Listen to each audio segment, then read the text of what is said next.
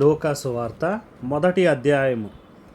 ఘనత వహించిన తెయోపిల, ఆరంభము నుండి కన్నులారా చూచి వాక్య సేవకులైన వారు మనకు అప్పగించిన ప్రకారము మన మధ్యను నెరవేరిన కార్యములను గూర్చి వివరముగా వ్రాయుటకు అనేకులు పూనుకొన్నారు గనుక నీకు ఉపదేశింపబడిన సంగతులు నిశ్చయముగా జరిగినవని నీవు తెలుసుకొనుటకు వాటినన్నిటినీ మొదట నుండి తరచి పరిష్కారముగా తెలుసుకొని ఉన్న నేనును నీ పేరట వాటిని గూర్చి వరుసగా రచించుట యుక్తమని యోచించి తిని. యోదయా దేశపు రాజైన హేరోదు దినములలో అబియా తరగతిలోనున్న జకర్యా అను ఒక యాజకుడుండెను. అతని భార్య అహరోను కుమార్తెలలో ఒకతే. ఆమె పేరు ఎలీసబెతు. వీరిద్దరూ ప్రభు యొక్క సకలమైన ఆజ్ఞల చొప్పునను న్యాయ విధుల చొప్పునను నిరపరాధులుగా నడుచుకొనుచు దేవుని దృష్టికి నీతిమంతులై ఉండిరి. ఎలిసబెతు గొడ్రాలైనందున వారికి పిల్లలు లేకపోయిరి, మరియు వారిద్దరూ బహుకాలము గడిచిన వృద్ధులైరి. జకర్యా తన తరగతి క్రమము చొప్పున దేవుని ఎదుట యాజక ధర్మము జరిగించుచుండగా యాజక మర్యాద చొప్పున ప్రభు ఆలయంలోనికి వెళ్ళి ధూపము వేయుటకు అతనికి వంతు వచ్చెను.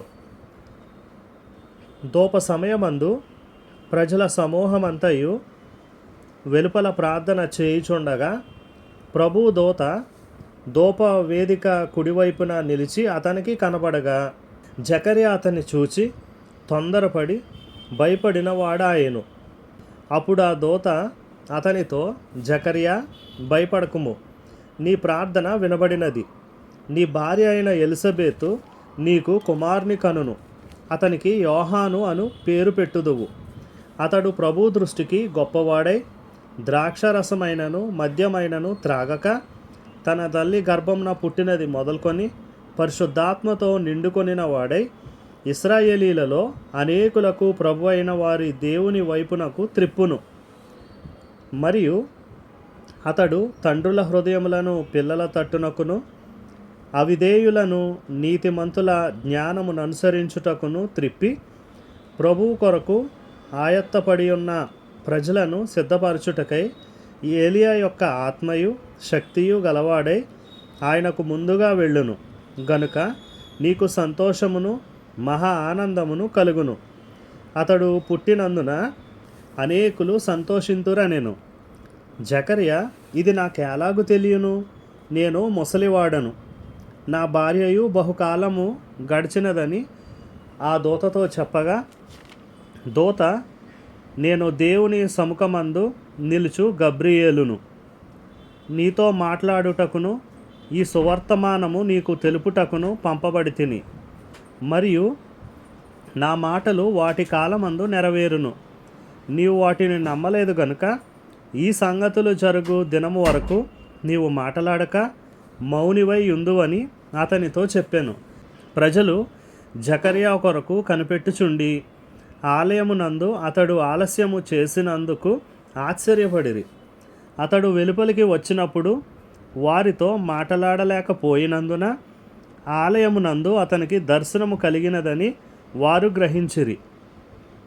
అప్పుడు అతడు వారికి సంజ్ఞలు చేయుచు మోగవాడై ఉండెను. అతడు సేవ చేయు దినములు సంపూర్ణమైనప్పుడు తన ఇంటికి వెళ్ళెను. ఆ దినములైన పిమ్మట అతని భార్య ఎలిసబెతు గర్భవతి అయి, మనుష్యులలో నాకుండిన అవమానమును తీసివేయుటకు నన్ను కటాక్షించిన దినములలో ప్రభు ఎలాగున చేసిననుకొని 5 నెలలు ఇతరుల కంట పడకుండెను.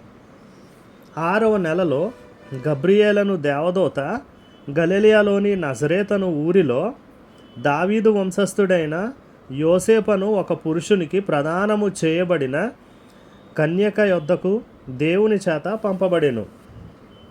ఆ కన్యక పేరు మరియా.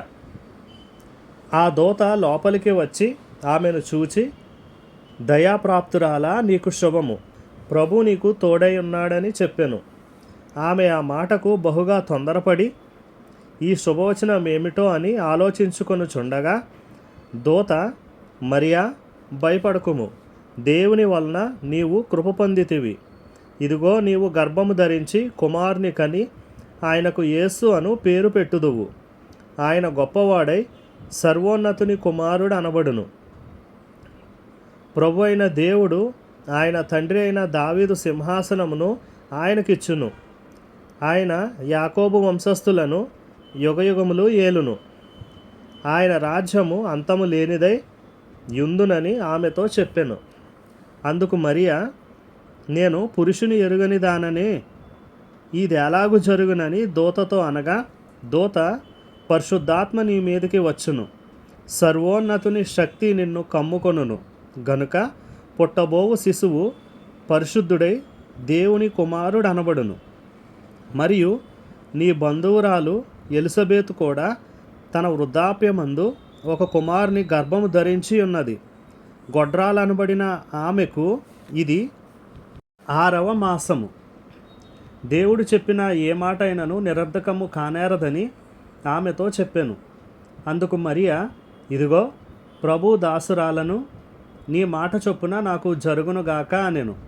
అంతట దూత ఆమె యొద్ద నుండి వెళ్ళెను. ఆ దినముల యందు మరియ లేచి యోధా ప్రదేశములోని కొండ సీమలోనున్న ఒక ఊరికి త్వరగా వెళ్ళి జకర్యా ఇంటిలో ప్రవేశించి ఎలిజబెతుకు వందనము చేసెను. ఎలిజబెతు మరియ యొక్క వందన వచనము వినగానే ఆమె గర్భంలో శిశువు గంతులు వేసెను. అంతటా ఎలిజబెతు పరిశుద్ధాత్మతో నిండుకొనినదై బిగ్గరగా ఇట్లనెను, స్త్రీలలో నీవు ఆశీర్వదింపబడిన దానవు, నీ గర్భఫలమును ఆశీర్వదింపబడును. నా ప్రభువు తల్లి నా యొద్దకు వచ్చుట నాకు ఎలాగూ ప్రాప్తించెను? ఇదిగో నీ శుభవచనము నా చెవిని పడగానే నా గర్భములోని శిశువు ఆనందంతో గంతులు వేసెను. ప్రభు ఆమెకు తెలియజేయించిన మాటలు సిద్ధించును గనుక నమ్మిన ఆమె ధన్యురాలనెను. అప్పుడు మరియ ఇట్లనెను, నా ప్రాణము ప్రభువును గణపరచుచున్నది. ఆయన తన దాసురాలి దీనస్థితిని కటాక్షించెను. నా ఆత్మ నా రక్షకుడైన దేవుని యందు ఆనందించెను. సర్వశక్తిమంతుడు నాకు గొప్ప కార్యములు చేసెను గనుక ఇది మొదలుకొని అన్ని తరముల వారును నన్ను ధన్యురాలని అందురు. ఆయన నామము పరిశుద్ధము. ఆయనకు భయపడు వారి మీద ఆయన కనికరము తరతరములకుండును. ఆయన తన బాహువుతో పరాక్రమము చూపెను. వారి హృదయముల ఆలోచన విషయమై గర్విష్ఠులను చెదరగొట్టెను. సింహాసనముల నుండి బలవంతులను పడద్రోసి దీనులను ఎక్కించెను. ఆకలిగొనిన వారిని మంచి పదార్థములతో సంతృప్తిపరచి ధనవంతులను వట్టి చేతులతో పంపివేసెను. అబ్రహామునకును అతని సంతానమునకును యుగాంతము వరకు తన కనికరము చూపి జ్ఞాపకము చేసుకొందునని మన పితరులతో సెలవిచ్చినట్టు ఆయన తన సేవకుడైన ఇశ్రాయేలునకు సహాయము చేసెను. అంతటా మరియ ఇంచుమించు 3 నెలలు ఆమెతో కూడా ఉండి పిమ్మట తన ఇంటికి తిరిగి వెళ్ళెను. ప్రసవకాలము వచ్చినప్పుడు ఎలిజబెతు కుమారుని కనెను. అప్పుడు ప్రభువు ఆమె మీద మహా కనికరం ఉంచెనని ఆమె పొరుగువారును బంధువులను విని ఆమెతో కూడా సంతోషించిరి. 8వ దినమున వారు ఆ శిశువుకు సున్నతి చేయవచ్చి తండ్రి పేరును బట్టి జకర్యా అను పేరు వానికి పెట్టబోచుండగా తల్లి, అలాగు వద్దు, వానికి యోహాను అను పేరు పెట్టవలెనని చెప్పాను. అందుకు వారు, నీ బంధువులలో ఆ పేరు గలవాడెవడునూ లేడే అని ఆమెతో చెప్పి వానికి ఏ పేరు పెట్టగోరుచున్నావని వాని తండ్రికి సంజ్ఞలు చేసి అడిగిరి. అతడు వ్రాతపలక తెమ్మని వాని పేరు యోహాన్ అని వ్రాసెను. అందుకు వారందరూ ఆశ్చర్యపడిరి. వెంటనే అతని నోరు తెరవబడి నాలుక సడలి అతడు దేవుని స్తుతించుచు మాటలాడసాగాను. అందును బట్టి వారి చుట్టుపట్ల కాపురమున్న వారికి అందరికీ భయము కలిగెను. ఆ సంగతులన్నీ యోదయ కొండసీమల యందంతటా ప్రచురమాయెను. ప్రభువు హస్తము అతనికి తోడైయుండెను గనుక ఆ సంగతులను గూర్చి వినిన వారందరూ ఈ బిడ్డ ఎలాంటివాడగునో అని వాటిని మనస్సులో ఉంచుకొనిరి. మరియు అతని తండ్రి జకర్యా పరిశుద్ధాత్మ పూర్ణుడై ఇట్లు ప్రవచించెను. ప్రభు అయిన ఇశ్రాయేలు దేవుడు స్తుతింపబడును గాక. ఆయన తన ప్రజలకు దర్శనమిచ్చి వారికి విమోచన కలుగజేసెను.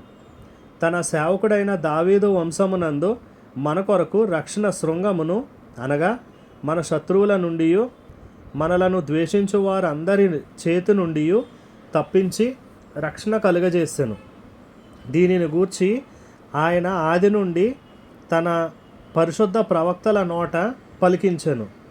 ఆయన మన పితరులను కరుణించుటకును తన పరిశుద్ధ నిబంధనను అనగా మన తండ్రి అయిన అబ్రహాముతో తాను చేసిన ప్రమాణమును జ్ఞాపకము చేసుకొనుటకును మనము శత్రువుల చేతి నుండి విడిపింపబడి మన జీవిత కాలమంతయు నిర్భయులమై ఆయన సన్నిధిని పరిశుద్ధముగాను నీతిగాను ఆయనను సేవింపను అనుగ్రహించుటకును ఈ రక్షణ కలుగజేసెను. మరియు ఓ శిశువా, నీవు సర్వోన్నతుని ప్రవక్తవనబడుదు.